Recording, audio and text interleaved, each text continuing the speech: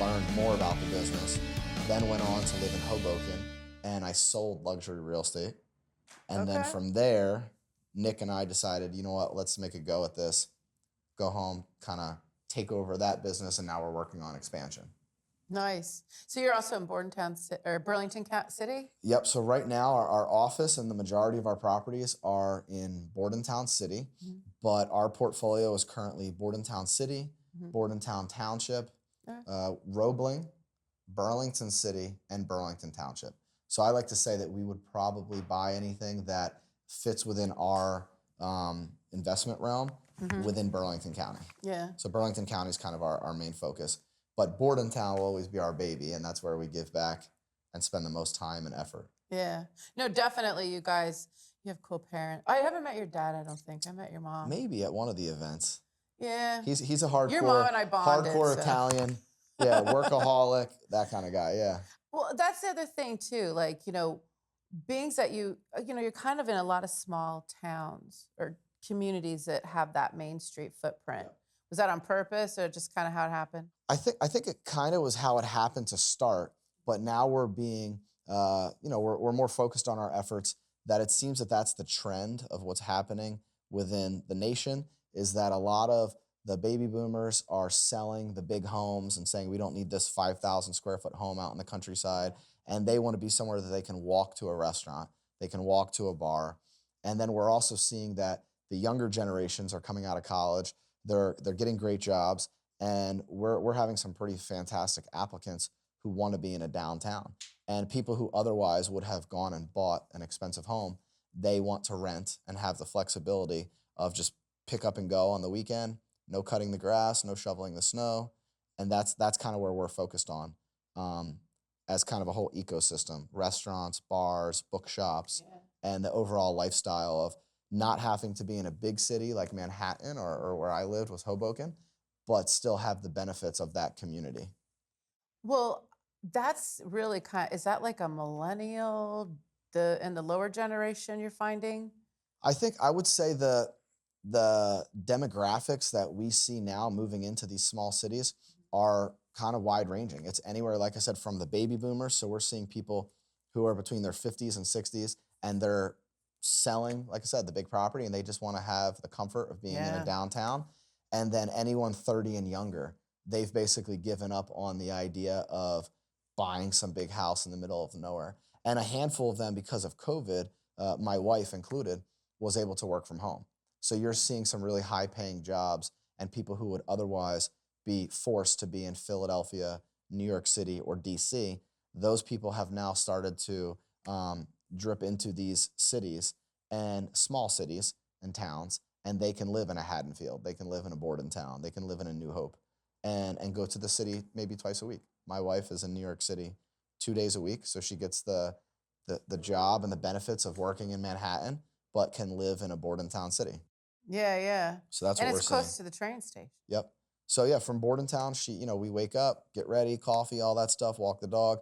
She can be at the train station in anywhere from 10 to 15 minutes, the Hamilton station. Then it's approximately 50 minutes or 55 minutes into New York, and she either walks or gets a cab, and she's there. Wow. So she'll be home tonight by 6:30 or 7. We'll have dinner, and it'll be like nothing. That's a good schedule. Yeah, it's not bad. I know, considering. Well, I mean, like, Bordentown literally is in the middle of Philly and New York. So it's like a train, because you got the rail line. Then you have, you know what I mean? So it's kind of like really convenient. Yeah. 295, 195, the turnpike. I'd like to believe that happened by accident, but if we start thinking way back to like our founding fathers coming here, I think that's actually why Bordentown had such a history. And that's, not my topic, but like someone like the Historical Society would be able to cover that. Bordentown City, for being a small city, had a lot of action, had a lot going on. We have signers of the Declaration of Independence who live there. We had Clara Barton, who started the Red Cross. Crazy. So there's a lot. Joseph Bonaparte, who was the brother of Napoleon Bonaparte, lived there. And I think that was because of the proximity to being on a river. It's high up on a bluff, so it never floods. We do work in I'll say knock on wood. We work in Burlington City, and unfortunately, you have to carry flood insurance. We saw last year, or the year before, that Lambertville got hit pretty hard. So Bordentown City is not in a flood zone, but you are conveniently located between New York City and Philly. And in terms of what you just hinted on, the access to transportation is 206, Route 130, Turnpike 295. It's kind of endless. So Yeah. that's why we like it. It's Or one of the reasons, yeah. not great Yeah. restaurants, cute boutiques, galleries. Coffee shops now. Yeah, we got 2 coffee shops in town. I'm like, and like I live there, but I basically do. And that just kind of leads into amazing how, on Main Street you have good shops and stuff, but now the arts is becoming a really big thing.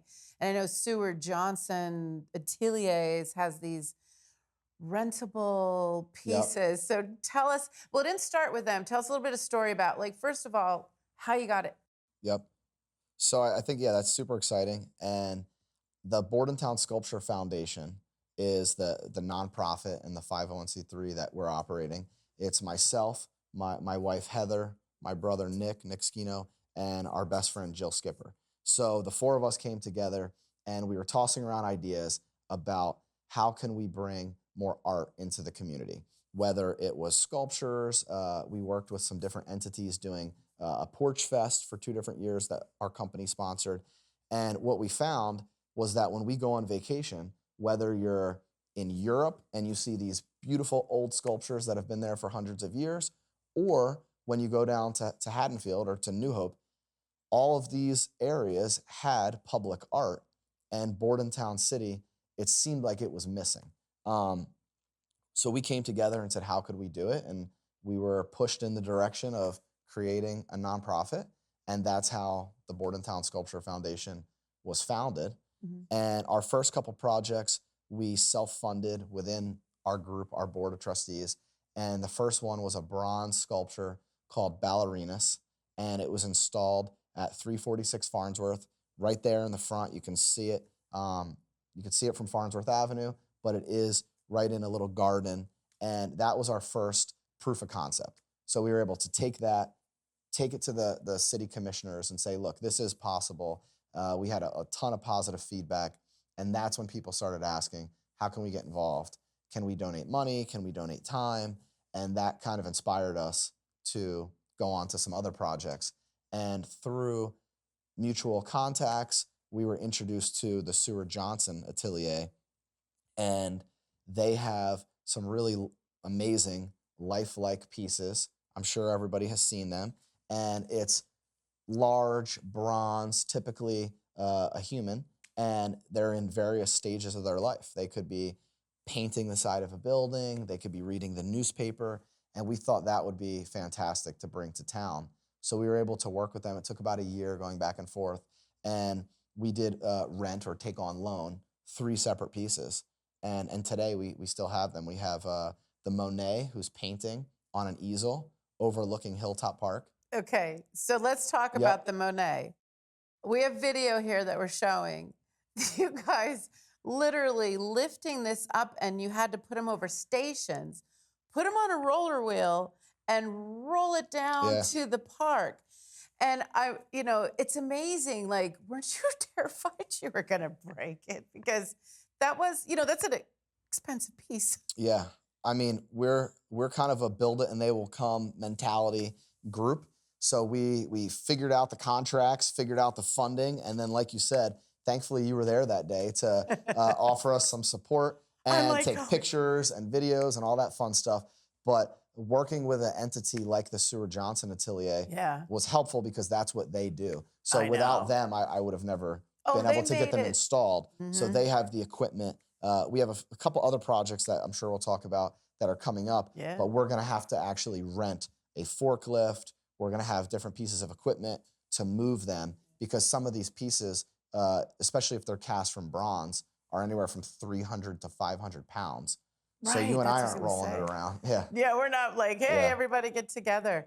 No, they made it seem so seamless. Like they just put it there, put the guy on the bench with the newspaper. Yep. What is that piece called? So the guy with the newspaper is called Inner World, Outer World. Right. And that was super fun for us as a group because they give you the option. He has a large newspaper, and they give you the option to actually have the content of the paper created. So for us, we were able to give some background information, talk about sculptures coming into Bordentown. We listed our main donors, so that was really fun.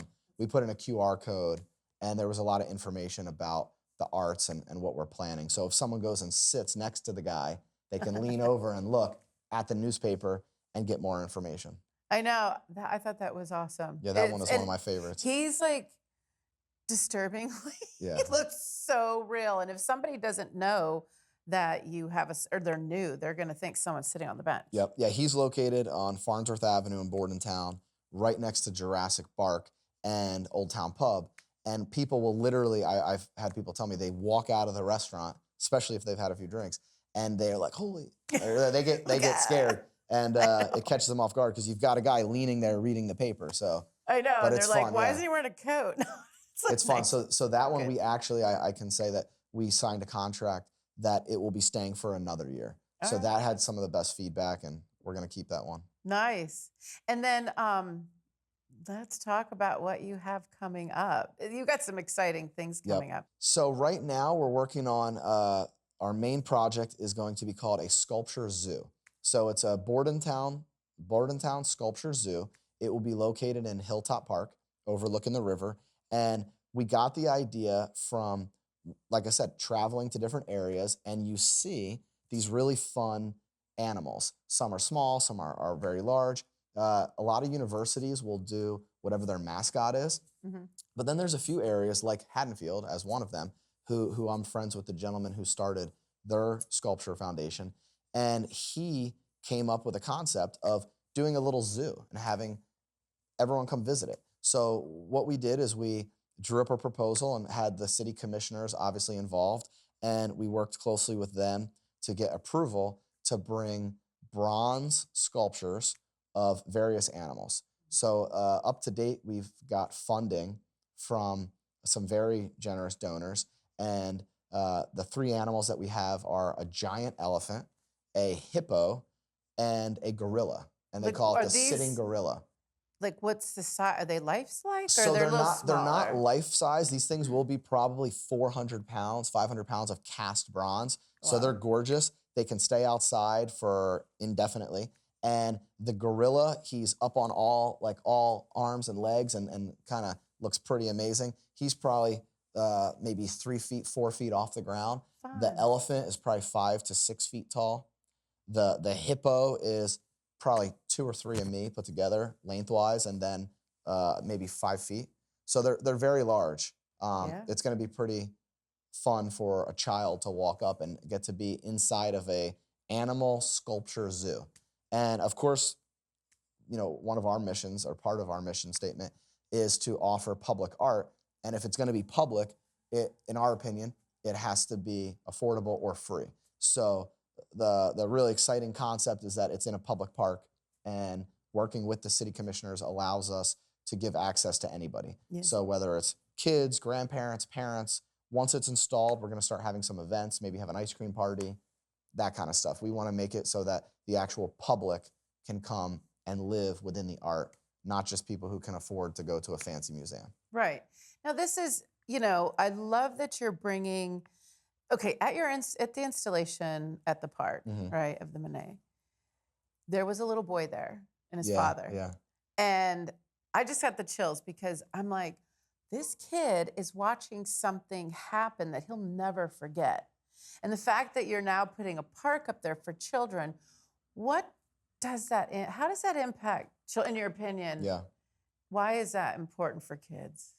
Well, like you said, it certainly gives you a good feeling. So even though we like to do all of this for the community, selfishly, we get to feel good about bringing these to the community, and that instead of us having to go out to dinner in one of these other areas, we get to see it right in our hometown. So every single night, my wife and I walk our dog, Tucker, and every single night we go through Hilltop Park as part of that route.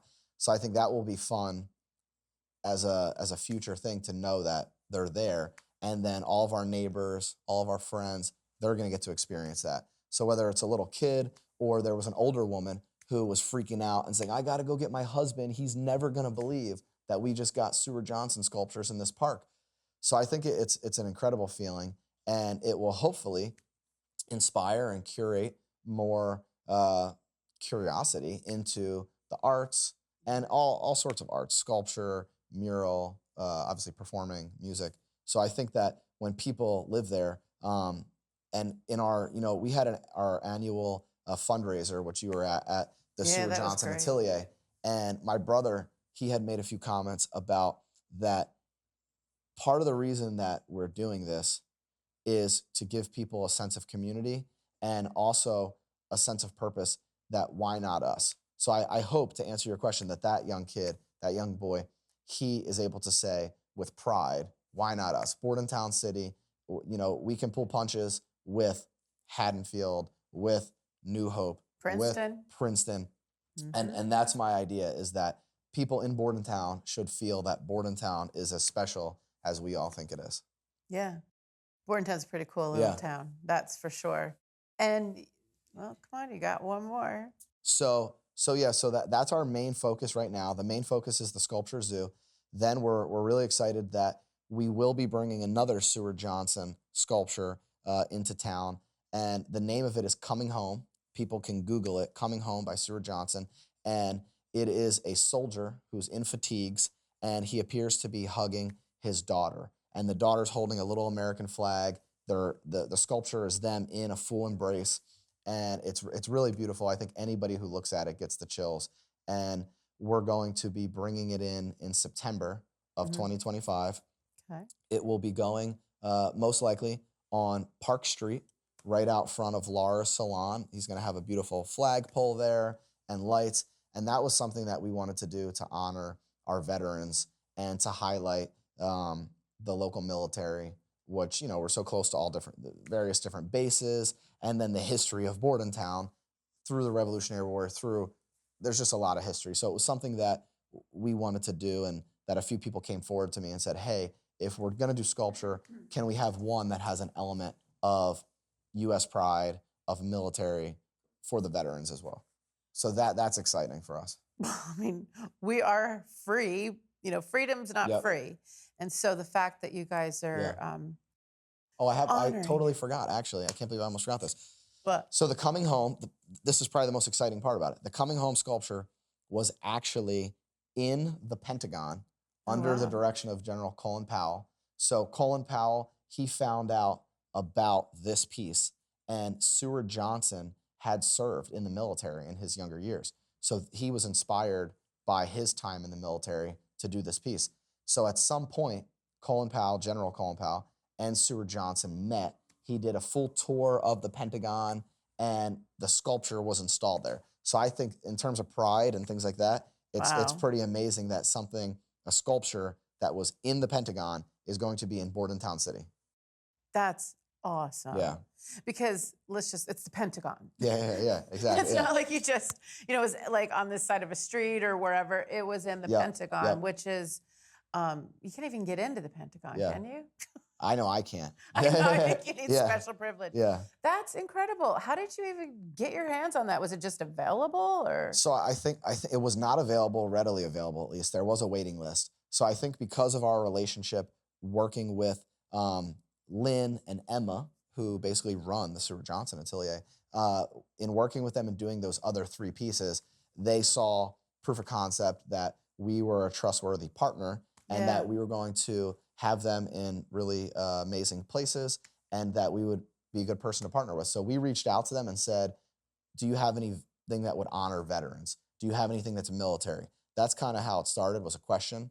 This piece came up, and it was kind of we'll see if we can get it for you. And then once we discussed why we wanted it, where it was going to go, they were able to secure it for us. And we did, like I said, had to compete with multiple other cities and towns to get it. That's Because amazing. it is one of one. So some of these sculptures, he was able to make a cast, and they have maybe 2 of the weekend painter. From my understanding, Coming Home is a one of one piece. So you have to wait until it's available. Wow. Yep. Wow. What is a contract usually? Is it a year, 2 years, or So depends? it all depends, honestly. So, and Okay. that was part of working with them is that, are you going to get one piece? Are you going to get three?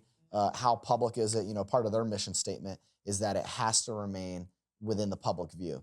And I thought that was fantastic. They don't want someone to go buy or rent them and then stick it in their backyard and have a Right. cocktail party and only their friends and family can see it.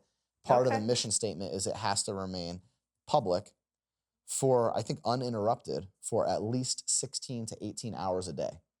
Anyone from the public should be able to access it. So Wow. that was an So important there's part of them. rules. Yep, yep. So yeah, so for us, you know, we prefer year contracts. Most of these are on loan. Some of the pieces we were able to purchase. Some of the, for example, the ballerinas that was purchased by Schino Property Management, our family entity, and then my parents were generous enough to donate it to the Bordentown Sculpture Foundation. Nice. There's another piece that is a replica of the Venus de Milo, and if you look closely, it's made from 1 million little hex nuts that are welded together, and that piece we also were able to purchase from a gentleman in Pennsylvania. So Yeah, there that's are a few on that we own. Old Bookshops. Yep, The yep, building. yep. Doug, yeah, go visit Doug from Old Bookshop. Yeah. Say hey, Doug. And yeah, so that will remain there indefinitely. So we are trying to do a mix of temporary installations Yep. that people can get used to, and then it's gone, and then there's a new one, versus more permanent. And Kind of that's our goal, is to kind of balance that. Yeah. No, I love it. I think it's great. I didn't even realize that you're switching it out and keeping it fresh and Yep. getting people excited about art. I love Yeah, it. it's fun. Yeah. So, you know, Bordentown Foundation. So, if people want to get involved or want to, how does that? Do you look for Yep. volunteers or how Yeah. do you guys? So absolutely. So right now, like I mentioned, we have a board of trustees, and it's a registered 501c3. So the number one way that people can get involved to bring more public art through the Bordentown Sculpture Foundation would be through donations or through word of mouth, and talking to their friends and family, posting on Instagram or Facebook and following us. We do have an Instagram, which is at Bordentown Sculpture Foundation. Yeah. We're going to start doing more events. We'll send out invites. People hopefully will make donations or pay to come to those. And then I think that, like any other partnership, if people have great ideas or they know different people that are looking to donate to the entity, we have a long list of possibilities of different pieces that we can buy or rent. Love But it. like anything, it comes out to the budget. And we Always. raise money and then we spend it, and it all goes back to the community. We raise money and it all goes back. Yeah, it's kind of the So, way it goes. yep, absolutely. Round and round. I love that. And definitely, if you've never been, your party was like, I'm sorry, that was a badass party. Like, you're in the The atelier, yeah, where they actually make and we the got a sculptures. tour of Seward Johnson's. Like, I mean, when he passed, like, he had stuff unfinished in there. Yeah. We weren't even allowed to take pictures. I was bummed. Yeah, But it was pretty amazing. It was amazing. We're working on a possibility of getting back in there. We Oh. would like to let people who missed out on the party to experience it, but we also Yeah. want to change it up. So we have a couple Yeah, of ideas for course. other events that are going to be pretty fun and exclusive as well. Yeah. So And we were able to raise a ton of money through that. The way that a lot of these parties and things work is that you kind of just, from my understanding, is you kind of just break even on food and beverage, and everybody's there networking. But then later on, people who attend, they see what the mission statement was and what some of the opportunities are. And coming out of that, we got some really generous donations, nice. which led us to the funding for the Sculpture Zoo. Well, it comes, you're not making money on this. You're Yep. doing this out of the love for Bordentown, for the community, for the Yeah. arts. Yep. That's why you guys are doing this. Yeah, absolutely, yeah. You're not making any money off No, of it. no, So, yeah. and It's it's in 100% addition volunteer to work. Yeah, all yeah. the other things yeah. you do, like plowing the. Yep. I mean, we had to postpone this interview just because it snowed. Yeah, because we're working all the time. I'm like, yeah. it better not snow again. Yeah. I mean, we're definitely workaholics. I think we inherited that from my dad. Oh, And well. we, besides the Bordentown Sculpture Foundation, I like to Yeah. stay active with the local Economic Development Committee, the DBA, which you and I work a lot together, the Yeah. Downtown Bordentown Association. I recently joined the board of Doan Academy, a private school college prep down in Burlington City. Yep. So the fun thing is you get to meet a lot of people, and now I hope we can start to intertwine some of them. So maybe our sculpture foundation can do some work with the school. Maybe we can bring public art to the school, start Yeah. or do a school trip. Maybe we can get one of the art classes to bring kids to our sculpture zoo. So that would be Absolutely. ideas that we have in the future to Yeah, work I on. love it because art is the gateway to a soul. Same with music. And you know, you look at a piece and it's just subject to the person looking at it. Yeah. You can go into depth or you're like, I'm not really getting it. And you go to the next piece, you're like, oh, whoa, you know. Yep. And same with the sculptures, like each one, I mean, I highly encourage anyone to go check them out because you will not know it's a sculpture. Yeah. You'll think it's even the corduroy pants on the painter. Yeah, people stop and touch them. I think you and I So saw that. wait, that was really brilliant to put it there. That building used to be a hardware store. Yep. Right? So yeah, so we try to be thoughtful. You know, we're not perfect, but we try to be thoughtful in the location. For example, the piece referred to as the weekend painter, the one that we're talking about. Yeah. He is painting, and we were able, the paint on the brush, we were able to have it changed out to be the same red that is Yeah. on Smyers Realty's building. And then Cool. to try to customize it a little bit. And then it was a hardware store. So we thought, how fun would it be to have this guy painting the side of a building? It's now, you know, it's a real estate office now, but that was fun. And then for the Monet, if you look closely on the easel, he's actually painting the landscape in the background, and you see Hilltop Oh, Park. yeah, that's So we were right. able to submit pictures and video to their office, and they had artists who could alter the painting on the sculpture. Oh, that's amazing. So we were able to make some changes, same as that newspaper that we Yeah. talked about. I forgot about the Monet. Yeah, I yeah. knew So about we the try to painter, we though. try to be we try to be thoughtful in where we put things. Yeah, that's amazing. I love that. Yeah, and I hope we just keep getting support from people like you, all the local businesses, so many different people that I didn't even know were so passionate about the local arts are coming forward with donations. We've become very close with Senator Troy Singleton, who the event that you were at with us, he Yeah. was our keynote speaker, and he's been able to make different introductions. And him and I have some ongoing discussions about public art and how we can work together from a statewide basis and help the local, you know, smaller nonprofits like us. I So love and it. he's I been love great. it. So Yeah, I mean, because look at you guys are just a small foundation, Yep. and look what you're able to do. Because community is pulling together. Because Yep. it's a beautiful thing. yeah. So thank you so much. Anyway, give a shout out for your Thank you. website. Yeah, so absolutely. If anyone wants to check us out, you would visit BordentownSculptureFoundation.com. We also have our Instagram where we're posting all of our upcoming events, stories, and projects, which is at Bordentown Sculpture Foundation. And besides that, stay tuned. Check out the Hyperlocal channel because I know you and I will be working together Oh, on other yeah. events. And then hopefully we can grow together. Yeah, no, we're looking forward to it. Thank you so much for coming in. And thank you, everybody, for viewing. Remember to like, share, and put a little comment in there to get that algorithm going because we are the voice of community and help us grow. See you next week.